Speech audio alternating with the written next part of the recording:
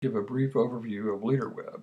I'm Bill Hopkins, webmaster for the Native Plant Society of Texas. I'm going to show you how to get onto LeaderWeb and show you some of the advantages that the LeaderWeb has for both chapter leaders and for state board members. The first thing you want to do is to log on to LeaderWeb.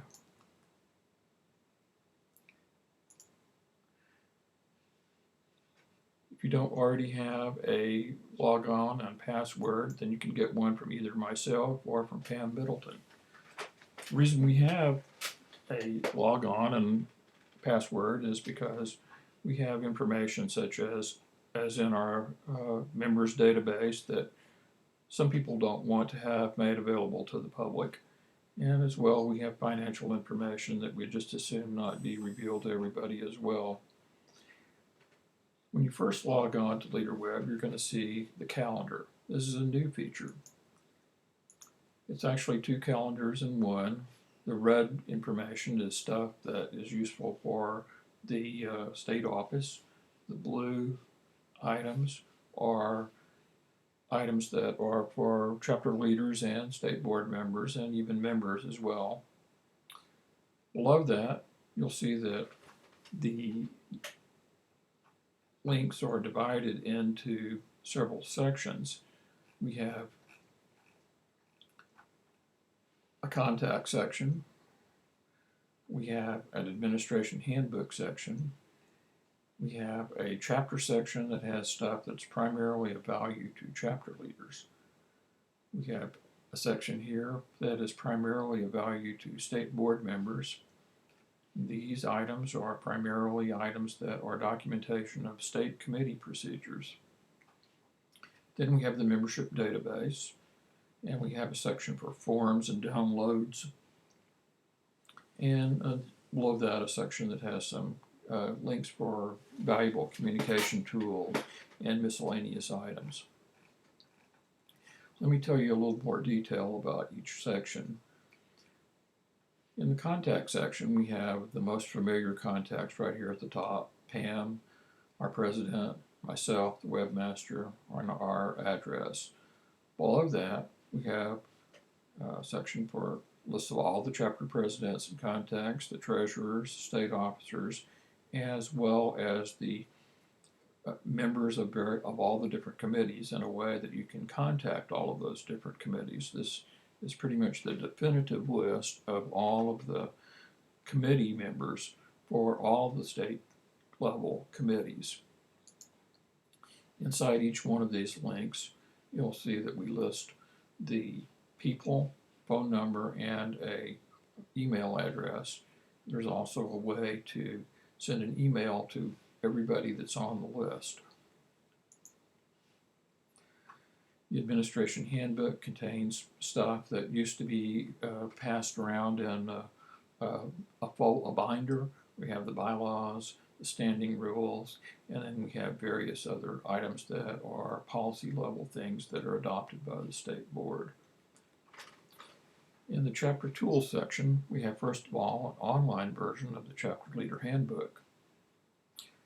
Then we have a financial reporting guide that is for the treasurers specifically.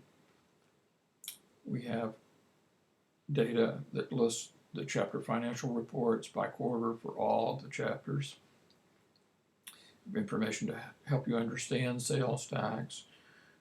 The chapter activity reports are primarily of value to people who are planning programs for the chapter levels. You can look and see what other chapters have done as far as programs and activities. And probably our most useful item of all for chapters is the ability to generate a roster of your chapter.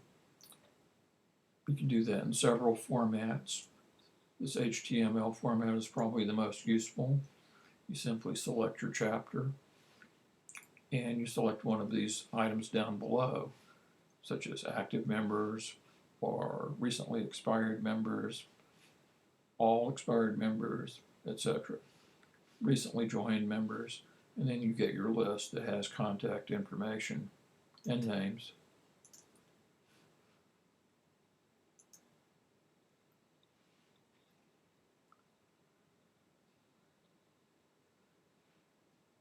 And we have a few other items here that are benefits, such as a webmaster guide for people who are building websites for chapters, tips for increasing chapter membership, and such. In the next section, we have information that's particularly valuable for state board members. First of all, we have the minutes of all of our previous state board meetings. Budget information, a list of all the different budgets of the past 5 or 6 years. A list of all the contracts and agreements that the state board has entered into with outside parties. We have profit and loss statements and balance sheets going back to 2006. And we have some other information here that's valuable. Our state committees, procedures, and documentation shows for a few specific committees at least, the audit committee, guidelines, the awards committee. Here we have the ways that we award the Ann Miller Gonzalez Research Grants and the Kate Hillhouse Scholarships. This shows how people determine eligibility and the guidelines for that. We have the NLCP Program Handbook, and we have guides for some symposium and nominating committee. Our membership database is primarily used by Pam to create new members or change addresses and such. The membership report.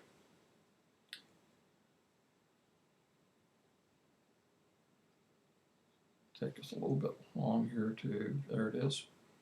This shows the total membership divided up by category and divided up by the various chapters. Way to keep, this is updated daily, or actually real time, I guess. Then you got some graphs here to give you some more information. Down here you can download society logos, the floral license that you need for plant sales, and various other logos, and of course the release of liability forms that you need for field trips. Then we have some other information here. This helps you to write press releases if you're going to do that, to send to your local newspapers and stuff for your programs.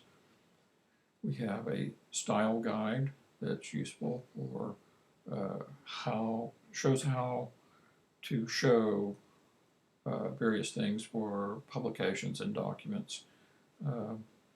Guide to LeaderWeb, guide to the newsletter, and then some other things back here. Robert's Rules of Order, which is very important for conducting meetings. So there it is. That's LeaderWeb. We hope that this is useful to you. If you find mistakes or if you find things that need to be added to either the calendar or to any other part of it, please contact me, Bill Hopkins, at webmaster@npsot.org. Thank you very much.